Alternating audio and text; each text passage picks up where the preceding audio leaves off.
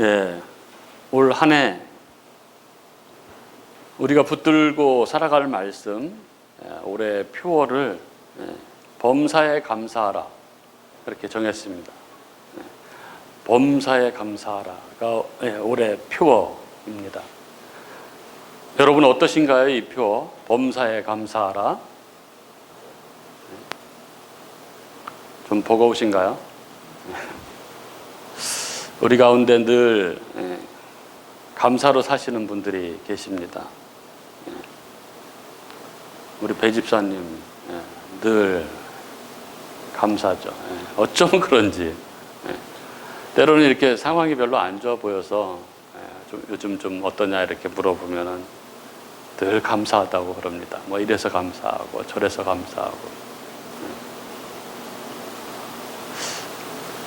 제가 속으로 목사님 나보다 낫다 이렇게 생각을 합니다. 그리고 우리 미국에서 오신 우리 권사님 어제 아내가 올해 표어가 뭐냐고 묻길래 범사에 감사하라라고 그랬더니 그거 언니 주특기인데 그러더라고요. 항상 감사. 어떤 일이 생겨도 늘 그 가운데서 감사 제목부터 이렇게 찾으시는 참으로 대단하십니다. 어떠신가요, 우리 집사님, 권사님? 범사에 감사하라. 이게 어떻게 들리시나요? 데살로니가 전서 5장 18절에 사도 바울은 우리에게 이렇게 말하죠. 범사에 감사하라. 그렇게 성경은 우리에게 가르칩니다.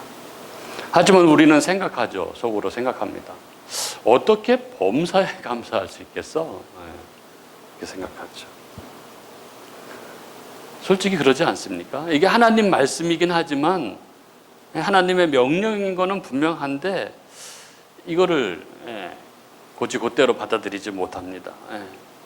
그러면 너무나 좋지만 어떻게 뭐 그럴 수 있겠어? 이렇게 생각을 하는 거죠. 그렇다면 성경은 우리에게 불가능한 일을 우리에게 하라고 명령하고 계신 것일까요? 하나님께서는 우리가 할 수도 없는 일을 그렇게 명령하시면서 우리가 그렇게 못하는 거 보고 막 고소해하고 막 그러시겠습니까? 그럴 리야 없으시죠. 그렇다면 이것이 어떻게 가능한 일일까요? 범사에 감사하라는 것이 어떻게 가능한 일일까요? 오늘 우리가 나눌 이 시편 107편은 바로 우리에게 이 이야기를 들려줍니다. 시편에서 제5권, 시편 제5권의 첫 번째 시가 107편이죠. 이 107편은 다양한 배경과 위기에서 백성을 구원하시는 하나님을 찬양하라는 그런 내용을 담고 있습니다. 그래서 그 시작은 여호와께 감사하라. 1절은 그렇게 시작합니다. 여호와께 감사하라. 시편 107편의 첫 연은 이렇게 여호와께 감사하라라고 시작한 후에 그 감사의 이유를 쭉 나열하고 있죠. 2절, 3절은 이렇게 적고 있습니다. 여호와의 속량을 받은 자들은 이같이 말할지어다. 여호와께서 대적의 손에서 그들을 속량하사 동서남북 각 지방에서부터 모으셨도다. 이들이 여호와께 감사해야 하는 이유는 속량입니다. 즉 구원이죠. 그들이 구원을 받았기 때문입니다. 그런데 이때의 구원은 이 시편의 정황에서 보면은 포로로부터의 귀환이죠.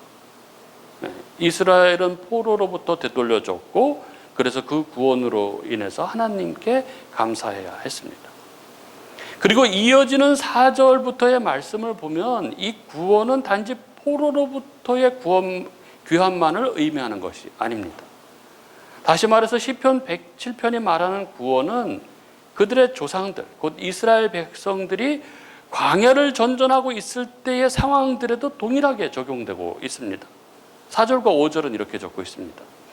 그들이 광야 사막길에서 방황하며 거주할 성읍을 찾지 못하고 줄이고 목이 말라 그들의 영혼이 그들 안에서 피곤하였도다. 이렇게 적고 있죠. 따라서 속량을 받은 자라는 것은 단순히 포로로부터 끌려가던 때만을 말하는 것이 아니라 이스라엘 역사 전반에 대해서 이야기하고 있는 것입니다. 이스라엘이 하나님께 감사해야 하는 이유는 그들이 처음 나라를 형성했을 때부터, 그래서 그들이 광야에서 유리방황하면서 갈 바를 알지 못했고 또 거주할 성읍도 없었고, 그래서 배고프고 목마르고 힘들고 어려워했던 그때서부터 하나님께서 그들에게 구원자가 되셨기 때문이라는 것입니다. 그러면 우리는 이 이스라엘의 감사, 그러니까 1절부터 시작부터 말했던 여호와께 감사하라의 이 핵심 의미가 무엇인지를 우리는 알 수 있게 됩니다. 그것은 어떤 특별한 어떤 한 사건에 대한 감사라기보다는 이 감사는 포괄적인 구원에 대한 감사입니다. 이 감사는 굉장히 전체적인 것입니다. 이스라엘이 광야를 전전하고 있을 때이건 포로로 끌려갔다가 귀환했을 때이건 하나님의 구원은 포괄적이고 바로 이 구원 때문에 이스라엘 백성들, 곧 하나님의 교회는 하나님께 감사해야 한다는 것입니다. 우리가 감사를 이렇게 정의한다면 우리가 감사하는 존재라는 것은 매우 이해하기 쉬워집니다. 비록 삶에 고달픈 일들이 있지만 우리는 구원받은 하나님의 백성들, 하나님의 자녀들이기 때문에 우리는 어떤 정황 속에서도 감사할 수 있습니다. 시편 107편은 이를 포괄적으로 구원에 대한 감사라는 주제로 정리를 한 것입니다. 그리고 이 감사의 주제는 이 시편 107편에 반복되는 후렴구를 보면 아주 더욱 명확해집니다. 이 반복되는 후렴구는 한 가지 주제를 다루고 있습니다. 요약하자면 신자의 삶의 경험이다, 이렇게 말할 수 있습니다. 곧 이 후렴구들은 신자가 감사할 수 있는 토대로서 우리가 항상 겪는 여러 가지 삶의 정황들을 설명하고 그 상황에서 우리가 왜 감사해야 하는지를 노래하고 있습니다. 후렴구를 한번 보십시오. 제일 먼저 나오는 후렴구는 6절부터 8절입니다. 6절부터 8절은 이렇습니다. 이에 그들이 근심 중에 여호와께 부르짖음에 그들의 고통에서 건지시고 또 바른 길로 인도하사 거주할 성읍에 이르게 하셨도다. 여호와의 인자하심과 인생에게 행하신 기적으로 말미암아 그를 찬송할지로다. 이렇게 적고 있죠. 그리고 두 번째 후렴구는 13절부터 15절입니다. 내용은 이렇죠. 이에 그들이 그 환난 중에 여호와께 부르짖음에 그들의 고통에서 구원하시되 흑암과 사망의 그늘에서 인도하여 내시고 그들의 얼거맨 줄을 끊으셨도다. 여호와의 인자하심과 인생에게 행하신 기적으로 말미암아 그를 찬송할지로다. 동일한 구조가 반복되고 있습니다. 그러나 이것은 단순한 반복이 아닌 것이죠. 이것은 신앙의 구조, 구원의 리듬입니다. 그들의 삶의 고통이 있습니다. 근심과 환난이 있습니다. 그리고 그들은 부르짖습니다. 그러자 하나님이 응답하십니다. 그들을 바른 길로 인도하셔서 거주할 성읍에 이르게 하셨고 그들을 흑암과 사망의 그늘에서 인도하여 내시고 그들의 얼거맨 줄을 끊으셨습니다. 그리고 하나님의 응답의 성격은 언제나 동일합니다. 그 인자하심, 헤세드죠. 그 인자하심과 하나님께서 인생에게 행하신 기적들입니다. 중요한 사실은 이것입니다. 하나님의 인자하심, 그 헤세드와 하나님의 기적은 우리 삶의 여러 상황들, 우리 삶의 전반적인 삶 가운데 그 삶의 고통들에 대한 하나님의 대응으로 나타난다는 것입니다. 우리는 종종 구원을 이렇게 생각을 합니다. 하나님이 나를 구원하셨다. 이것을 나중에 죽고 나서 나는 천국에 간다. 이렇게 이해를 합니다. 물론 틀린 말은 아니죠. 그러나 시편 107편은 그것으로 구원을 제한하지 않습니다. 본문에 나오는 사람들은 다 지금 현재 힘든 상황 가운데 있는 사람들입니다. 그들은 길을 잃고 방황하고 있고 줄이고 목마릅니다. 영혼이 피곤합니다. 그런데 하나님은 그러나 참아라. 나중에 다 해결해 주겠다. 천국 가면 행복해지지. 이렇게 말씀하지 않으십니다. 대신 하나님은 지금 그들의 삶의 현장에 개입하십니다. 길을 잃은 자에게 길을 주시고, 줄인 영혼을 좋은 것으로 만족하게 하시고, 피곤한 영혼을 회복시키십니다. 시편 107편이 증언하는 구원은 분명합니다. 하나님의 구원은 우리의 사후를 위한 약속만이 아니라 우리의 현재, 우리들이 현재를 건너게 하는 은혜라는 것입니다. 여러분, 왜 우리는 하나님을 믿는데도 낙심할까요? 그 이유는 하나님을 몰라서가 아닙니다. 문제는 하나님의 사랑, 하나님의 헤세드를 나중의 일로 혹은 이론적인 것으로만 알고 있다는 것입니다. 하나님의 기적을 과거 이야기로만 그렇게 생각하고 있다는 것입니다. 그래서 우리는 이렇게 말하는 것이죠. 하나님이 사랑한다는 것은 알아.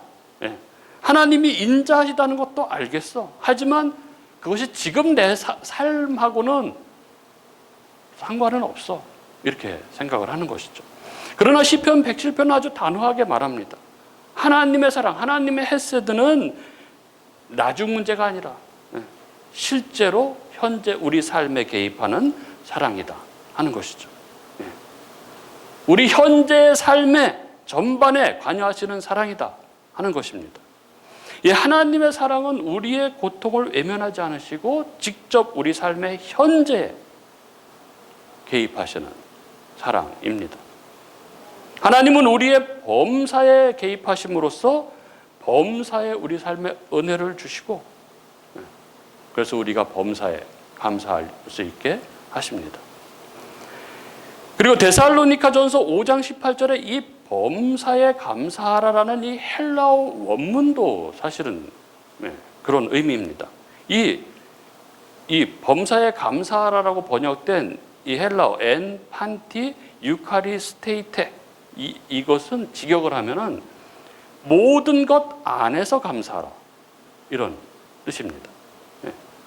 모든 것에 대하여가 아니라 모든 것 안에서. 범사는 사건 그 자체, 그 상황이 아니라 관계의 자리입니다. 성경은 감사의 근거를 상황이 아니라 하나님과의 관계에 두고 있습니다. 바울은 그래서 범사에 감사하라는 말 다음에 이렇게 덧붙이고 있죠. 이는 그리스도 예수 안에서 너희를 향하신 하나님의 뜻이다.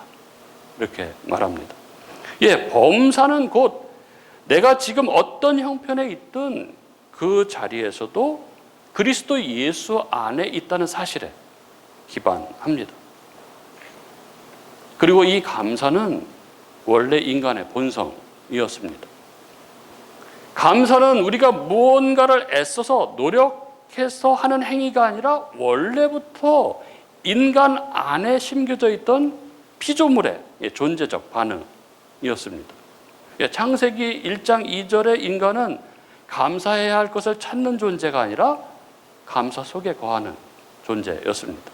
하나님은 모든 것을, 필요한 것을 먼저 다 주시고 인간은 그것을 다 받았습니다. 생명으로부터 시작해서 모든 것들이죠. 공기, 물, 먹을 것, 모든 것들, 필요한 것을 다 주셨습니다. 그래서 창세기 2장까지에는 불평, 요구, 비교, 결핍 이런 언어는 전혀 없습니다. 이때 언어, 인간의 언어, 이 중심 언어는 거기에 표현되어 있지는 않지만 존재 자체가 하나님께 감사, 하나님께 영광이었습니다.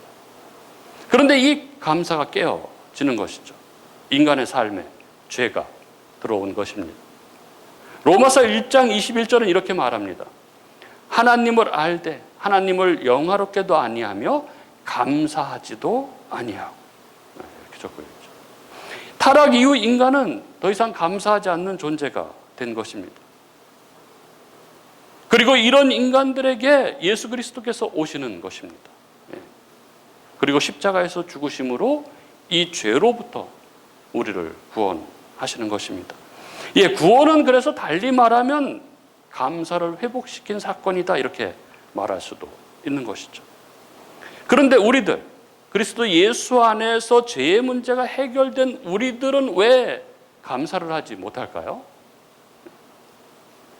감사가 인간의 본성이고 그것이 그리스도 예수 안에서 그 본성을 회복한 성도들인 우리는 왜 범사에 감사가 안 되는 것일까요?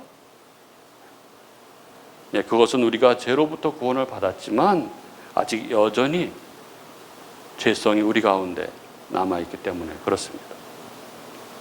우리 안에 있는 이 죄성은 늘 우리 안에서 끊임없이 우리의 감사거리를 빼앗고 비교를 우리 가운데 심습니다. 그리고 늘 받았다는 기억보다 빼앗겼다는 기억을 크게 인식시킵니다. 그래서 성경은 우리들에게 감사하라 이렇게 명령하고 있는 것이죠. 이 명령은 억지가 아니라 너의 본래 자리로 돌아오라 하는 명령인 것이죠.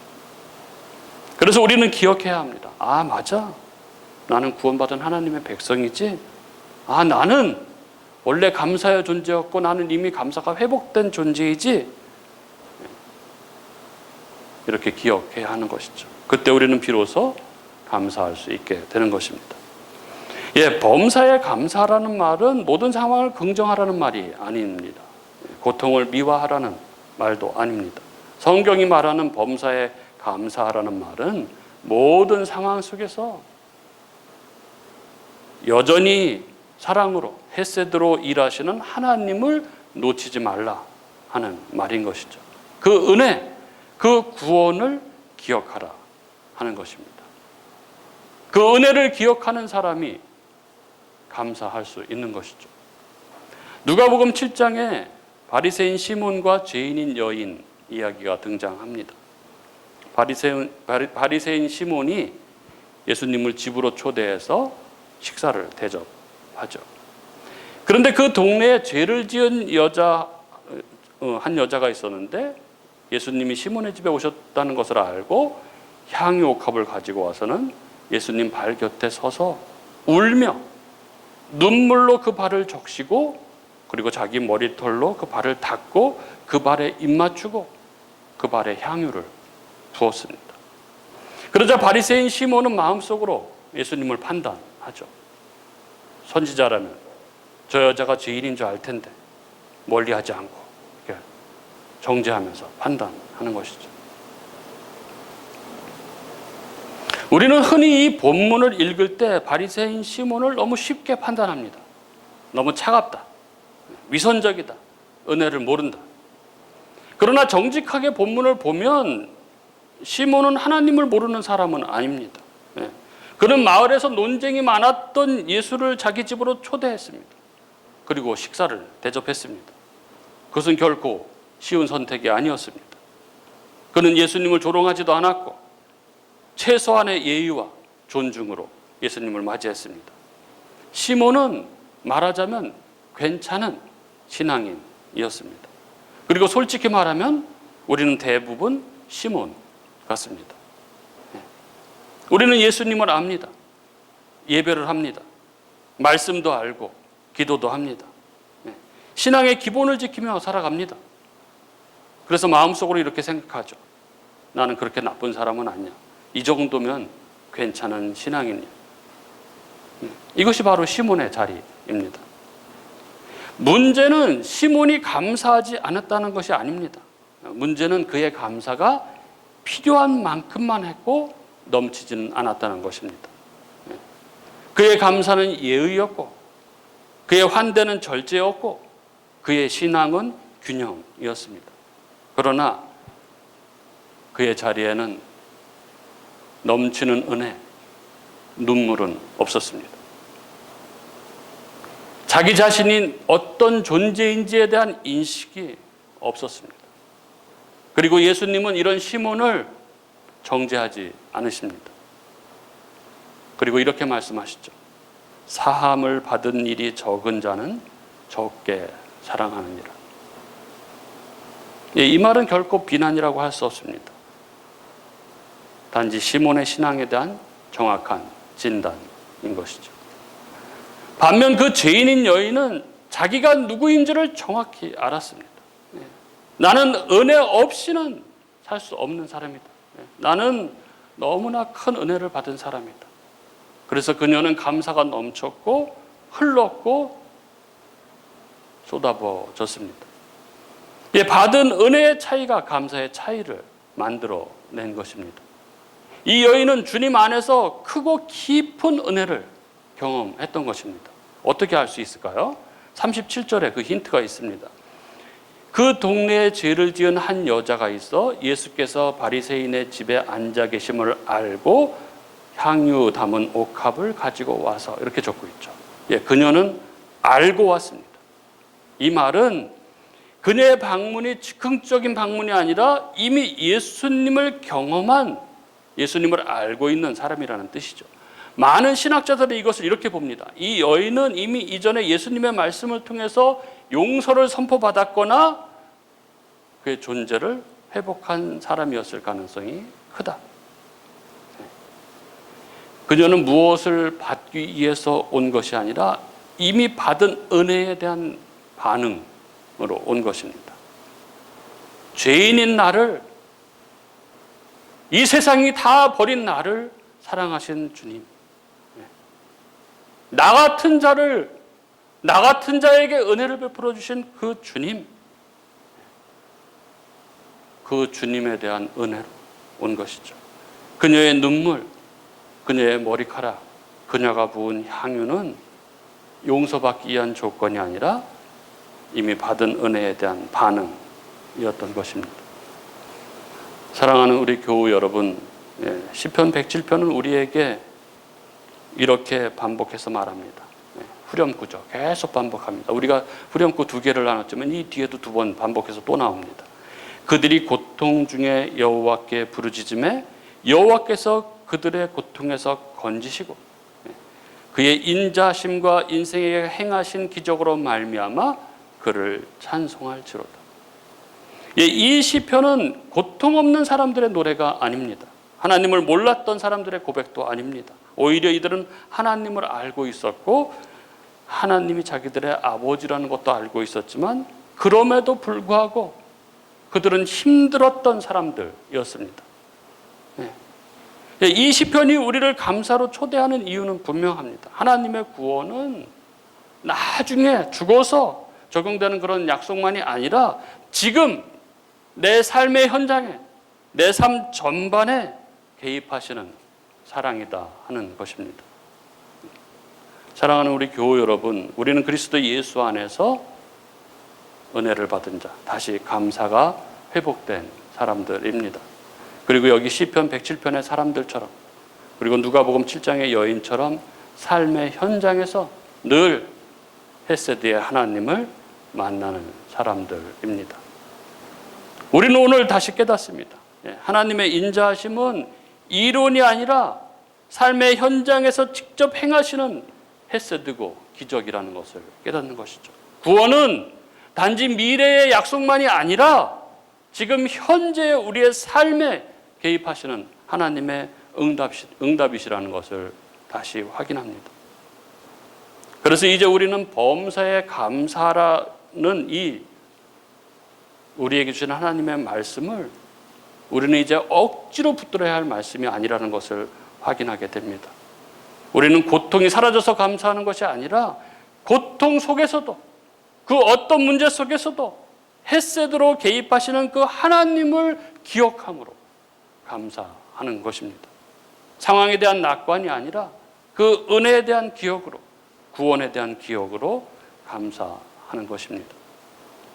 사랑하는 우리 교우 여러분, 그렇게 2020년 새해가 우리에게 문제가 없는 한 해가 아니라 우리가 그 은혜의 하나님을 놓치지 않는, 그 헤세드의 하나님을 놓치지 않는 한 해, 그래서 범사에 감사하는 저와 여러분이 될 수 있기를 주님의 이름으로 축복합니다.